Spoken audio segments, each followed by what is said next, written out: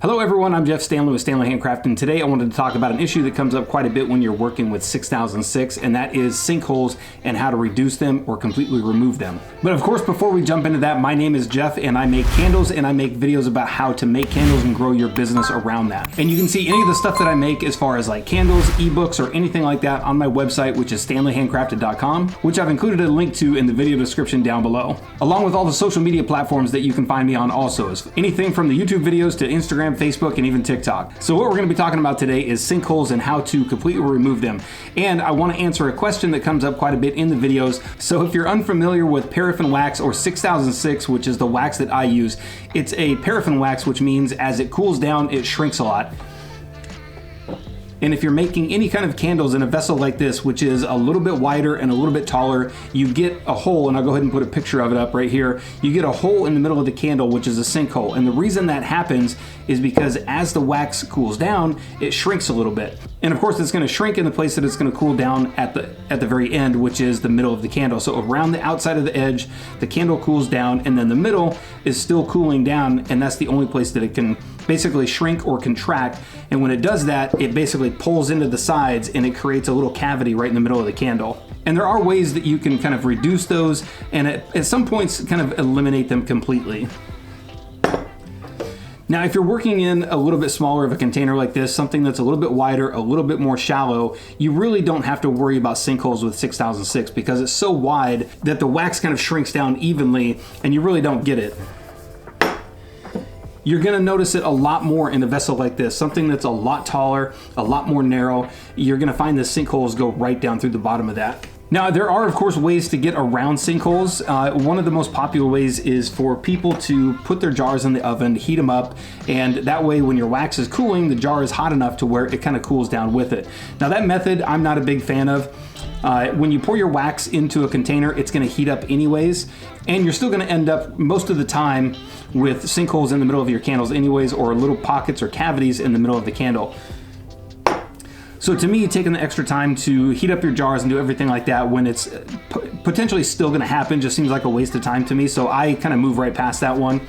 The other popular method is to wait till your wax cools down, and specifically speaking about 6006, because your wax will cool down a lot more with a bunch of different waxes, but something like 464 doesn't have the shrinking or the sinkhole problems that 6006 does. So with 6006, you can let your wax cool down to around 150, sometimes a little bit lower than that depending on where you are, or depending on how much wax you're working with and the vessels that you're working with. But if you let your wax cool down to the point where it's almost in like a gel form, you can then pour it into the container, and then after you pour it, it goes ahead and sets, and it's already shrunk down quite a bit that you get depending on the container, you can get no sinkholes, but most of the time you will still end up with a little bit of a dip, and that's what I want to talk about today. And basically address the question, which I get all the time on the channel: if you know that pouring cooler can eliminate or possibly reduce sinkholes, why don't you do that? And this video is going to talk exactly about that. So I'm going to go ahead and jump right over. I've got two candles cooling downstairs. I'm going to go ahead and show you exactly what they look like and why it's a good idea to always check your candles for sinkholes, even if you don't think they have them.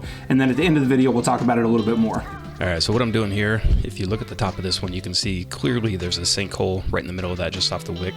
And when you look at this one, it looks nice and flat. You can see around the wick a little bit. It's got a little bit of a hole around the wick.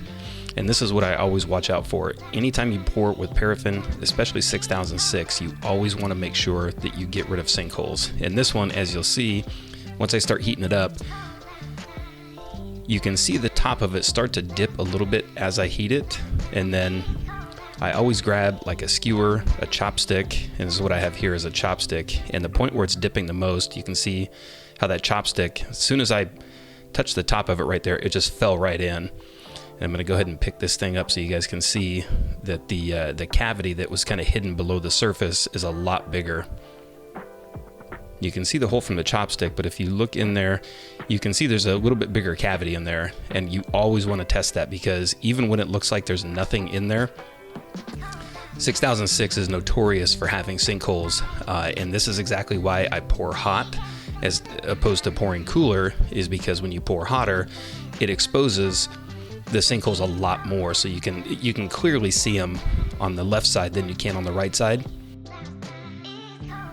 In pouring cooler, you're going to end up with a lot more tops that look perfect, but there's actually a sinkhole or a cavity just below the surface. And then with most candles, I just go ahead and I pop that skewer, the chopstick, back in there just to expose it just a little bit more, open up any more of the cavities in there so that when you're running the heat gun over these, you get enough wax to fill in there, it fills it up perfectly, and you're not left with even more hidden cavities once you actually heat that up and melt the wax back into the hole.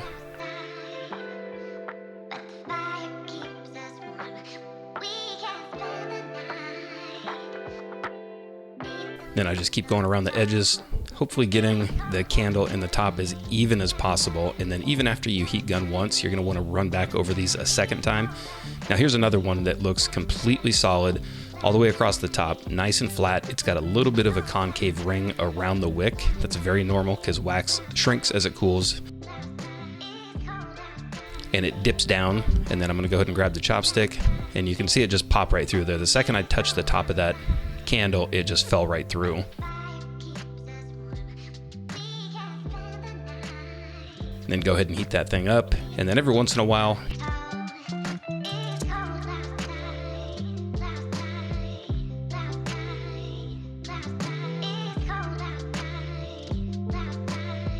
you can see in the next candle, I'll pick it up, I'll move the chopstick around a little bit more just to expose that sinkhole even more. All right, so this one looks nice and flat all the way across the top, and I'm just gonna go ahead and poke it, and you can see it just fell right through. And then this one, I went ahead and I moved it, so you can see inside there, you can see kind of an open cavity a little bit bigger than the chopstick hole it actually would have made. And then I'll just go ahead and poke it from the sides, just to expose it a little bit more. And then go ahead and heat it up one last time, melt any wax off the chopstick back into the candle, and then go ahead and heat that thing up so that it just smooths out, fills in the hole, and you have a nice even top.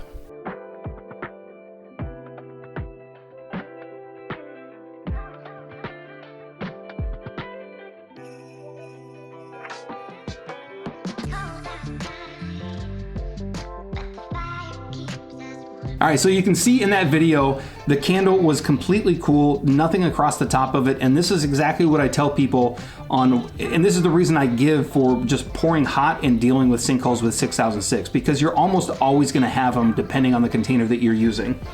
So with a bigger container like this, just like the one downstairs, this is around the same size, even when you see the wax going all the way across the top, you can still have little cavities that open up in like the center of the candle. And that's exactly why you always want to run a chopstick through the middle of those, some type of a skewer, basically something to open up that cavity so that you don't send a candle out to somebody and there's a big hole in the middle of the candle that you just didn't see.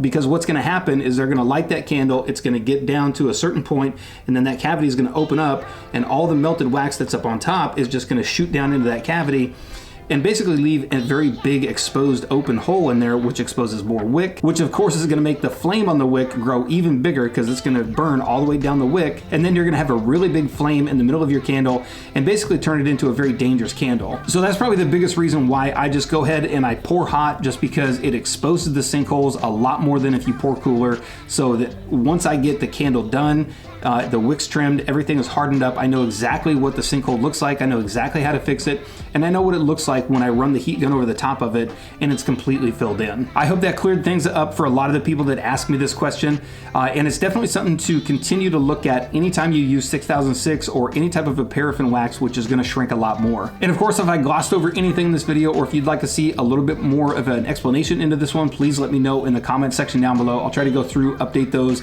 answer the questions, and then add those questions to a future video. And as always, you can find links to any of the stuff that I use as far as melting pitchers, Presto pots, thermometers, anything like that in the video description down below as well. And if you'd like to get any of the ebooks that I offer that go into detail about how to make candles, I have a bunch of ebooks on my website, StanleyHandcrafted.com, from a bunch of different waxes to Joy Wax, Coconut Wax, 464, 6006, and even melts and tarts. So definitely take a look at those. And if you liked the video, give it a thumbs up, and thank you for watching.